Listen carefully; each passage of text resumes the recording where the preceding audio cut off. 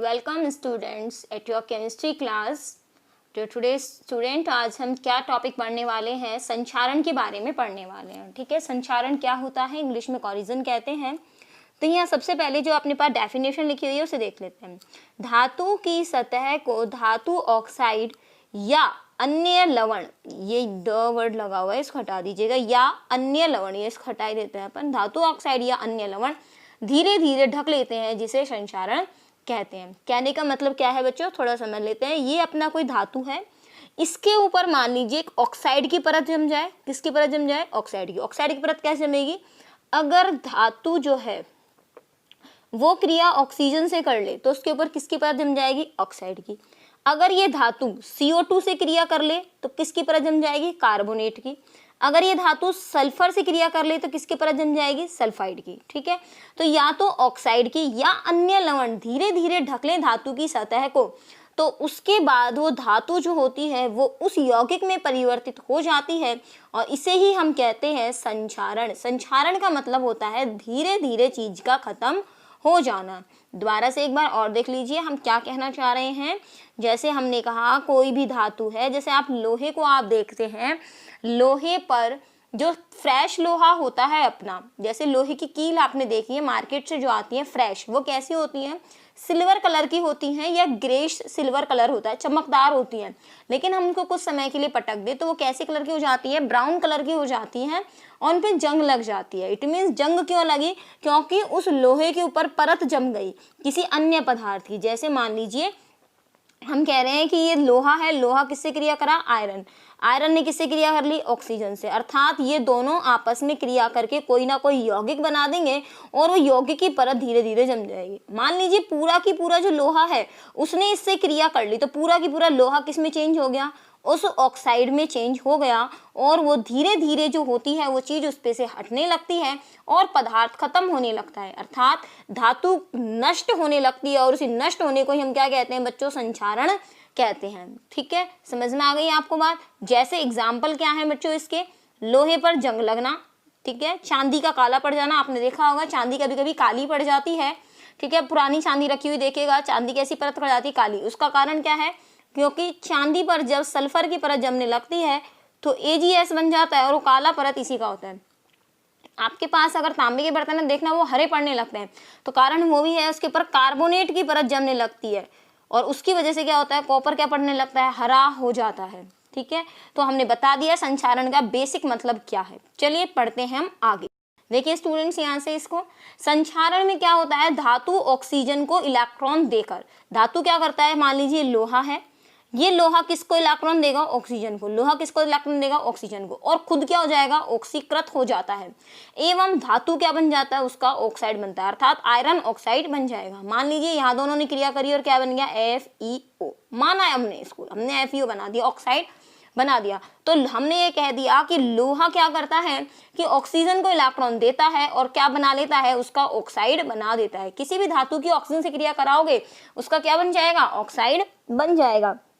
लोहे का संचारण जल और वायु की उपस्थिति में होता है जिसे सामान्यतः जंग लगना कहते हैं। मतलब लोहा जो है हमारा, इस पर जंग कब लगेगी? साथ में ऑक्सीजन भी हो और पानी भी हो, अगर दोनों चीजें हमारे पास हैं तो जंग लग जाएगी। बारिश के मौसम में लोहे पर जल्दी जंग लगती है बजाय गर्मियां सर्दी के, क्योंकि बारिश है, ऑक्सीजन भी है और पानी भी है, उस समय जंग क्या लगती है? जल्दी लगती है। कहते हैं ना बारिश में कोई कूलर है वो भीग रहा है या कोई लोहे की चीज है वो भीग रही है, फ्रेश लोहा है, उस पर किसी चीज की परत नहीं जमी है तो वो क्या है? जंग लग जाएगी। कूलर पे भी अपन क्या करते हैं? पेंट करके रखते हैं। अगर अपने पास वैसे है, अगर आपने पेंट करके नहीं रखा, लोहे की चीज को आपने पटक दिया ऐसे एनवायरनमेंट में तो धीरे धीरे बाद उसमें क्या लगने लग जाएगी? जंग लगने लग जाएगी। लेकिन पेंट करके रखोगे तो लोहे पर जंग आसानी से नहीं लगेगी। आगे देखिए क्या लिखा हुआ है? संचारण होना विद्युत रासायनिक घटना है। ये इलेक्ट्रोकेमिकल अपने पास घटना है जो हमने पूरा चैप्टर पढ़ा है। विद्युत रासायनिक तो पढ़ा है क्योंकि संचारण के समय विद्युत रासायनिक सेल का निर्माण होता है। क्योंकि जब लोहे पर जंग लगती है बच्चों तो उस कंडीशन में क्या होता है? यहाँ से विद्युत रासायनिक सेल का निर्माण होता है। विद्युत रासायनिक सेल निर्माण का होने का अर्थ क्या हो गया कि लोहे पर दो स्थितियां बन जाती हैं, एक एनोड की और दूसरी किसकी बनती है, कैथोड की, क्योंकि जब भी सेल की बात आती है अर्थात एक तो पॉजिटिव भाग होता है और दूसरा क्या होता है, माइनस वाला भाग होता है। एनोड और कैथोड दो चीज बन रही हैं, इसका मतलब एक भाग इलेक्ट्रॉन त्यागेगा और दूसरा भाग इलेक्ट्रॉन ग्रहण करेगा। अब हमें ये देखना है कि वास्तव में लोहे पर जब जंग लगते समय ये विद्युत रासायनिक सेल जो है वो एनोड कैथोड का निर्माण कैसे होता है। तो इस वीडियो में आज हमें यही जानना है कि अब तक हम छोटी क्लासेस में ये तो पढ़ते आए थे कि पानी भी है और ऑक्सीजन भी है तो लोहे पर जंग लग जाती है, लेकिन आज हम इसमें नया क्या पढ़ेंगे कि लोहे पर जंग लगते समय विद्युत रासायनिक सेल का भी निर्माण होता है। क्या लोहे में जंग लगते समय अगर सेल का निर्माण हो रहा है तो माइनस प्लस अगर टर्मिनल बन रहे हैं इट मींस क्या धारा देने की स्थिति में भी है क्या वो, अगर प्लस माइनस बन रहे हैं इट मींस इलेक्ट्रॉन का प्रभाव वहां पर निश्चित रूप से होगा। हमें यही चीज आज इसमें देखनी है। देखिए स्टूडेंट्स, सबसे पहली लाइन क्या है, लोहे से बनी वस्तु के किसी विशेष स्थल पर जब ऑक्सीकरण होता है तो वह स्थान एनोड का कार्य करता है। इट मींस क्या है इसका मतलब, ये अपने पास लोहा है, ठीक है, इसके अंदर हमने बात क्या करी है बच्चों, यहाँ से हम बात कर रहे हैं, ये हमारे पास लोहे का पात्र है, ठीक है, कोई भी लोहे की वस्तु है अपने पास, यहाँ पर ये वाला जो स्थान है हमने क्या करा, इस स्थान का क्या हुआ, ऑक्सीकरण हुआ। अगर इस स्थान का ऑक्सीकरण होने लगता है तो ये स्थान किसका काम करेगा, एनोड का काम करेगा, क्योंकि एनोड की खासियत यही है कि एनोड किसका काम, एनोड पर इलेक्ट्रॉन त्याग की अभिक्रिया होती है, अर्थात क्या होता है वहां से ऑक्सीडेशन होता है, अर्थात ऑक्सीकरण होता है। देखिए ऑक्सीकरण में क्या होगा यहाँ से वो भी देख लेते हैं हम। यहाँ से Fe है, Fe से कितने Fe ले रखे हैं हमने, 2 ले रखे हैं। क्यों ले रखे हैं, क्योंकि हमें यहाँ पर इसकी बैलेंसिंग में 2 आयरन की आवश्यकता होगी। अगर दोनों आयरन, एक आयरन अगर +2 करता है तो 4 इलेक्ट्रॉन यहाँ से निकल जाएंगे, अर्थात Fe से Fe+2 जब बनेगा स्टूडेंट्स तो कितने इलेक्ट्रॉन बाहर होंगे, 2 इलेक्ट्रॉन, 2 Fe है तो कितने बाहर हो जाएंगे, 4 इलेक्ट्रॉन। और इस कंडीशन में हम देख रहे हैं जो अपने पास इसका विभव आ रहा है, मानक अपचयन विभव, वो कितना आ रहा है, -0.44 वोल्ट, अर्थात एनोड के समय अपने पास यहाँ पर आ गया, इसका विभव कितना है, -0.44। तो अर्थात जिस स्थान पर अपने पास अभिक्रिया हुई वो टर्मिनल किसका काम करेगा, नेगेटिव का काम करेगा। अब देखते हैं ये इलेक्ट्रॉन गमन करके कहाँ जाएंगे, क्योंकि जब एनोड ने इलेक्ट्रॉन त्यागे हैं तो निश्चित रूप से कहाँ जाएंगे, कैथोड की ओर जाएंगे। अब देखते हैं कैथोड का काम।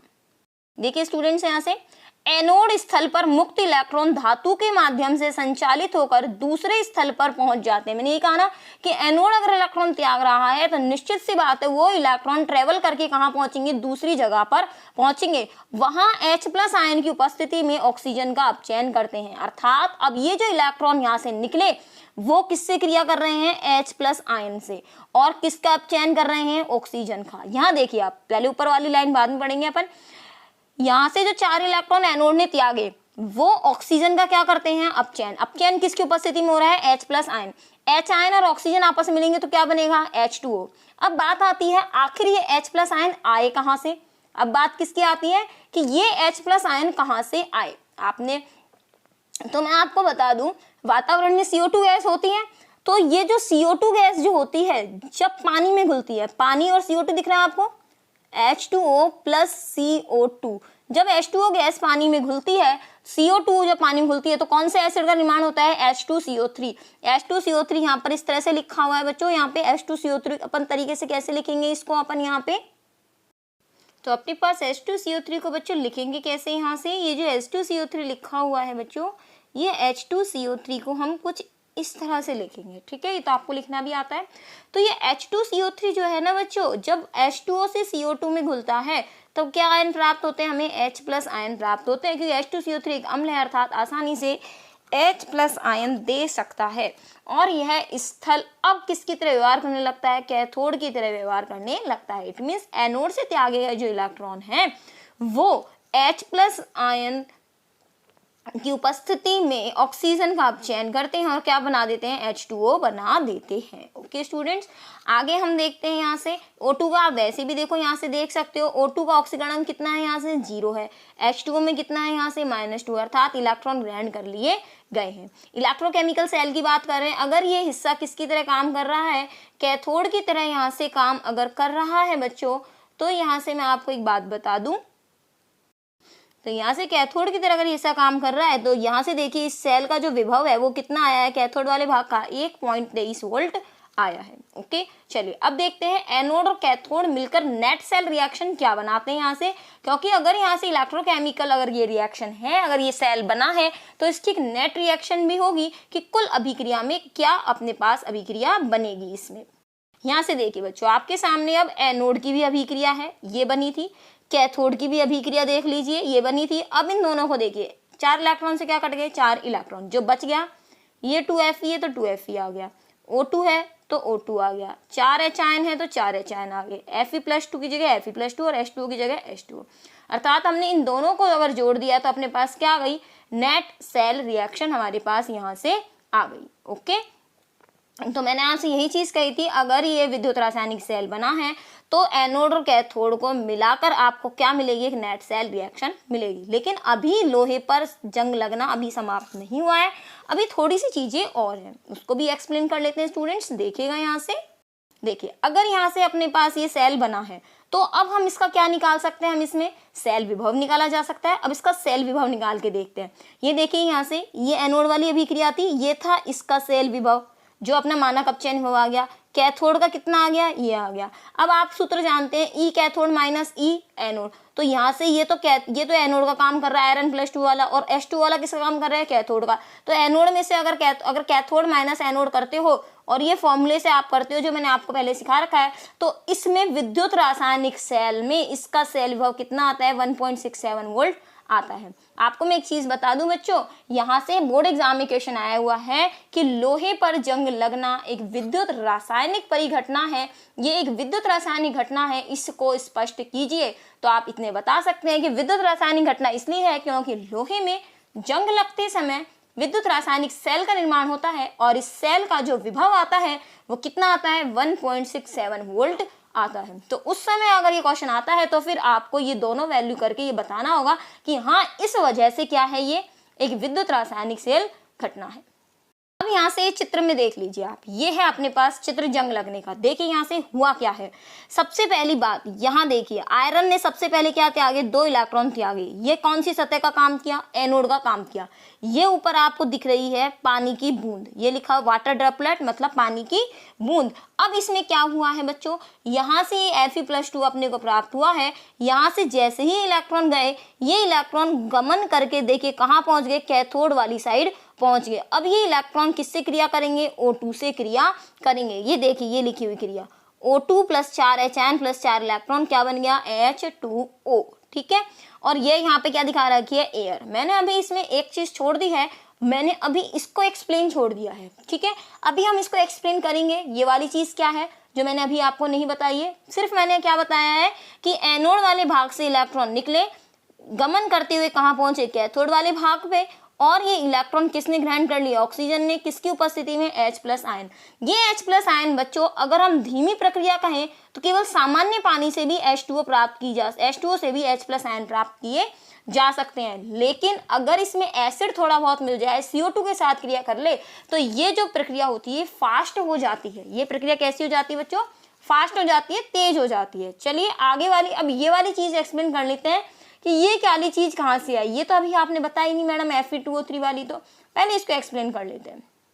देखिए स्टूडेंट्स, यहाँ से वायुमंडल में उपस्थित ऑक्सीजन Fe+2 आयनों को ऑक्सीकृत कर Fe+3 में परिवर्तित कर देती है। इतना तो आप भी जानते हैं कि आयरन अगर अब इसका ऑक्सीकरण और हो जाए, इसका क्या हो जाए बच्चों, ऑक्सीकरण हो जाए, तो ये Fe+2 से किस में चेंज हो जाएगा, ये Fe+3 में चेंज हो जाएगा। +2 से +3 का बनना कौन सी प्रक्रिया है बच्चों, ऑक्सीकरण की प्रक्रिया है।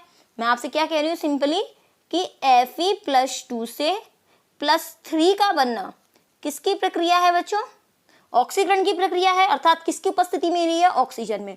अब ये Fe+3 आयन जो हमारे पास बनते हैं, ये जल योजित फेरिक ऑक्साइड बनाकर जंग के रूप में दिखाई देते हैं। किस रूप में दिखाई देते हैं, जंग के रूप में दिखाई देते हैं। चलिए मैं आपको करके भी बता देती हूँ किस तरह से है।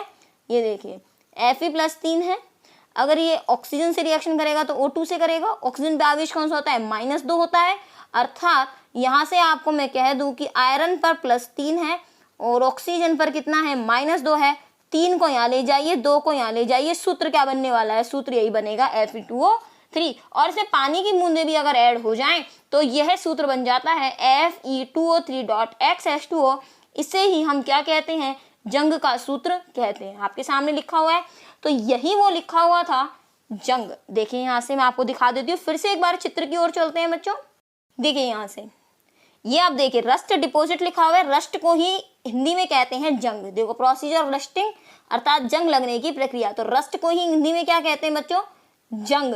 तो जैसे जैसे आयरन +2 से +3 में चेंज होता है, यहाँ पर लोहे पर जंग लगना शुरू हो जाती है। और जंग का सूत्र हो गया Fe2O3.X H2O। X का मतलब हो गया पानी के कितने भी अणु यहाँ से हो सकते हैं। ठीक है बच्चों, अब आगे चलते हैं हम कि जंग लगने से बचाया कैसे जा सकता है। ये देखिए स्टूडेंट्स, यहाँ से संचारण से बचाव के उपाय अर्थात जंग लगने से कैसे बचाएं, ये भी सीधा क्वेश्चन बनता है। पहली बात तो आप सीधे लोहे को जो है अपना धातु है या लोहा ही है उसको वायुमंडल से सीधे संपर्क से बचाएं। अर्थात फ्रेश जो लोहा है अपना वो सीधे एनवायरनमेंट के संपर्क में नहीं आना चाहिए। खुला हुआ लोहा अगर बिल्कुल फ्रेश लोहा है, इस पर कोई परत नहीं है, तो वह सीधे क्या लगेगी, उस पर जंग लग जाएगी। अर्थात उस पर किसी ना किसी का क्या होना चाहिए, लेपन होना चाहिए, परत होनी चाहिए। तो देखिए दूसरा बिंदु क्या है, लोहे पर ऑयल, ऑयल मतलब तेल या पेंट का लेपन किया जाना चाहिए। सबसे आसान है, आप नॉर्मली भी देखते हो अगर लोहे के गेट बने हुए हैं तो उस पर भी क्या करा जाता है, पेंट किया जाता है। लोहे की अगर मेज है तो उस पर पेंट किया जाता है। लोहे का कूलर है तो क्या करते हैं, उस पर पेंट किया जाता है ताकि वो जो पेंट है उसे वायुमंडल की ऑक्सीजन के संपर्क में आने से रोक सके। दूसरी चीज क्या होती है, धातु द्वारा कैसे कर सकते हैं, यशद लेपन। यशद को हिंदी में धातु को कहते हैं जिंक। तो धातु पर अगर लोहा है और इसके ऊपर आप जिंक की परत चढ़ा दें, किसकी परत चढ़ा दें, जिंक की परत चढ़ा दें, तो ये जो लोहा अपना अंदर की साइड है ये सीधे वायुमंडल के संपर्क में आने से बच जाएगा। और दूसरी चीज और बता दें, ये जो परत किसकी हुई, जिंक की। और आयरन और जिंक में से अब एनोड का काम कौन करेगा बच्चों, जिंक करेगा।